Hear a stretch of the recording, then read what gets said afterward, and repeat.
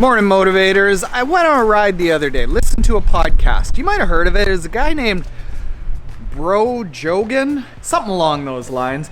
And he had on Dr. Peter Attia, who is one of the world's leading experts in longevity research. How do you age well? How do you stay alive longer? And how do you stay healthy longer so that the time that you're alive is much more enjoyable? If you don't know Dr. Peter Attia, he started out as a cardiac surgeon.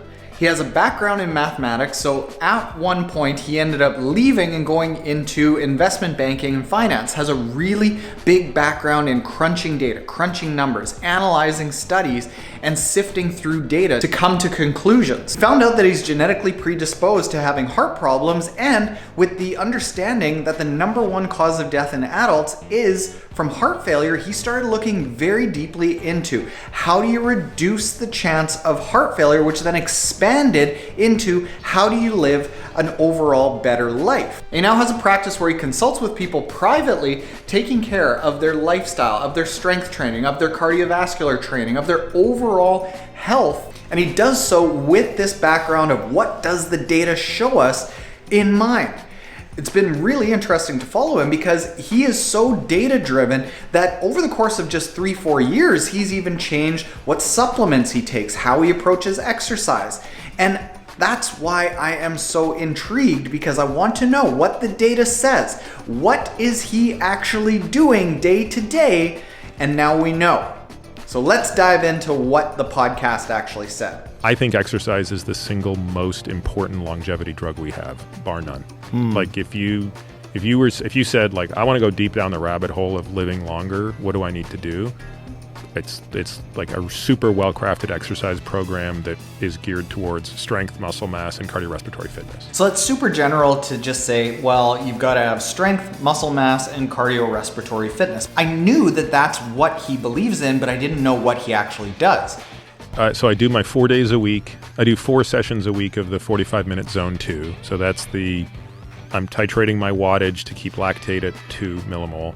I do 1 session a week of a higher end anaerobic exercise. I typically do it on a stair machine, those rotating stair machines where I just do I'll do a 1 minute sprint, 2 minute easy climb, 1 minute sprint, 2 minute easy climb, or 4 on 4 off on a bike. What particular exercises do you think are the best to achieve that result? So we start with a base of zone 2. So this zone 2 is that lactate thing I was talking about. So your zone 2 is defined as the highest level of aerobic output that you can generate while keeping lactate below 2 millimole.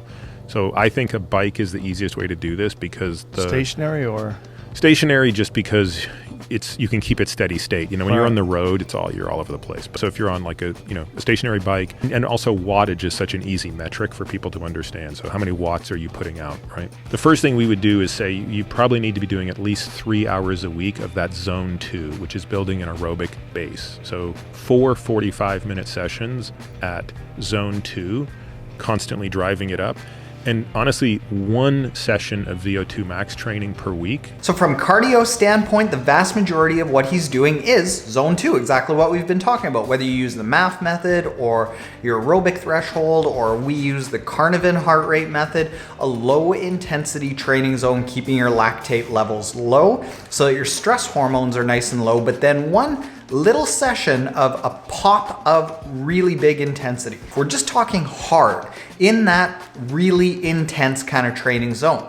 What does he do about strength training though? And then 4 sessions of strength a week, four strength sessions a week. And that's it. This is the least I've ever exercised in my life. So then 4 strength sessions a week, and that's it. If we total it all up, we're looking at 3 hours of low intensity zone 2, probably somewhere between about 40 and 60 minutes of a workout that is high intensity, then 4, again, let's say it's 40 to 60 minutes of strength.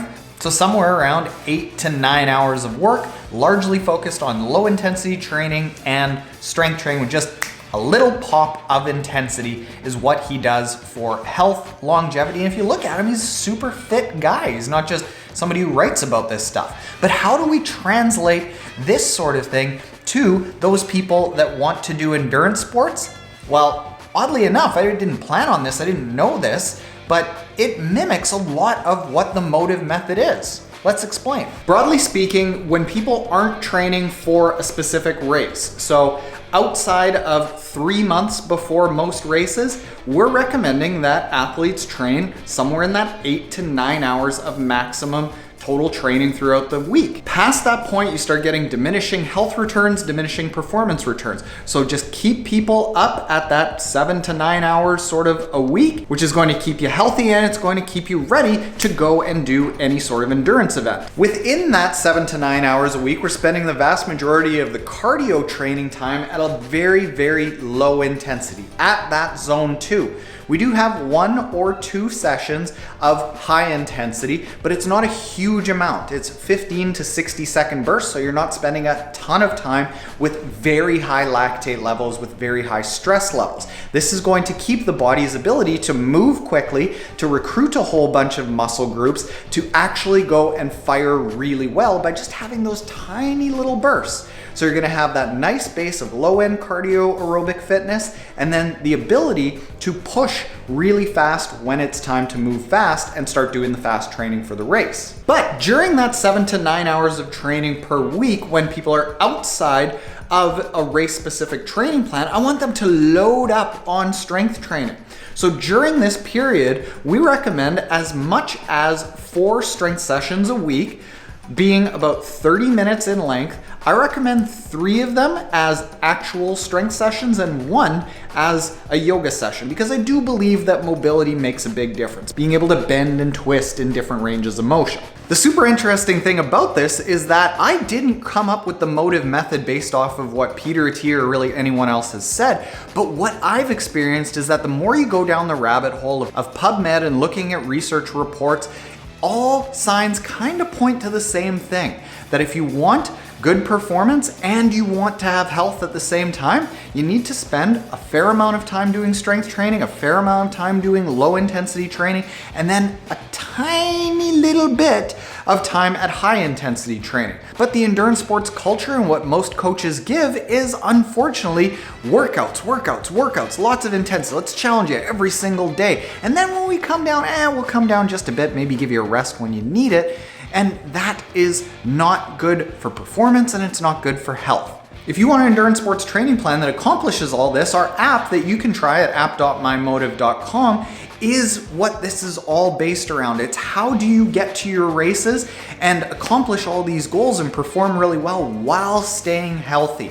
So all the workouts are given to you. All you have to do is put in how much you want to train every single week, when your races are, and all the workouts will appear every single day for you to keep you healthy and get you ready for those races. So check that out at app.mymotive.com. Really cool that we got to see a peek inside what Peter Attia is doing. And if you found this really helpful and insightful, hit the like button below. Love it if you did. Later, motivators.